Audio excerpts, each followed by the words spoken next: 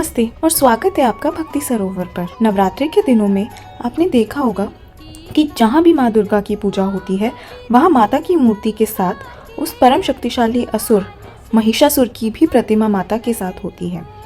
इस मूर्ति में माता त्रिशूल से महिषासुर का वध कर रही होती हैं। तस्वीरों में भी माता के साथ महिषासुर को दर्शाया जाता है। लेकिन क्या आपने कभी सोचा है कि माता के साथ महिषासुर क्यों होता है? दरअसल इसके पीछे माता का करुणामयी हृदय है जो शत्रुओं पर भी दया भाव रखता है। आइए जानते हैं इसके पीछे के रहस्य के बारे में। देवी भागवत पुराण में कथा है कि रम नामक एक असुर था जिसने अग्निदेव की तपस्या से एक पुत्र को प्राप्त किया था जो एक महिषी यानी भैंस से उत्पन्न हुआ था, इसलिए वह महिषासुर कहलाया। यह असुर वरदान के कारण जब चाहे मनुष्य और भैंस का रूप ले सकता था।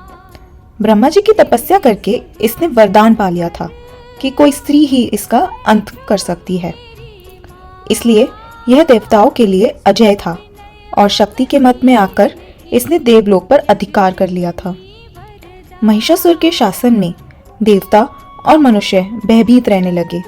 ऐसे में सभी देवी देवताओं ने अपने तेज को मिलाकर एक तेजोमय शक्ति को प्रकट किया जो स्त्री रूप में अवतरित हुई।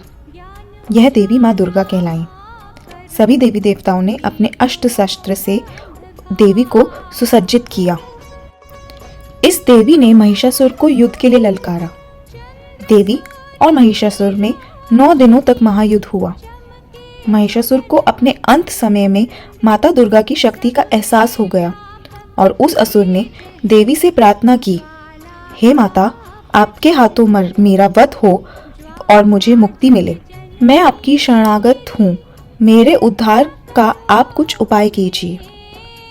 शरण में आए हुए असुर पर माता ने करुणा दृष्टि दिखाई और वरदान दिया कि मेरे हाथों से मृत्यु को पाकर तुम्हें मेरा सायुज्य प्राप्त हो जाएगा और मेरे साथ तुम्हारी भी पूजा होगी। माता के इसी वरदान के कारण देवी भागवत पुराण में बताया गया है कि माता के साथ महिषासुर का वध करते हुए माता की मूर्ति बनाकर देवी की 9 दिनों तक पूजा करनी चाहिए। इससे भक्तों को भोग और मोक्ष की प्राप्ति होती है।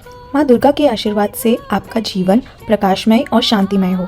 नवरात्रि की आप सभी को हार्दिक शुभकामनाएं। अगर आपने अभी तक चैनल को सब्सक्राइब नहीं किया है तो अभी करें ताकि आप हमारे नए वीडियोस से जुड़े रहें।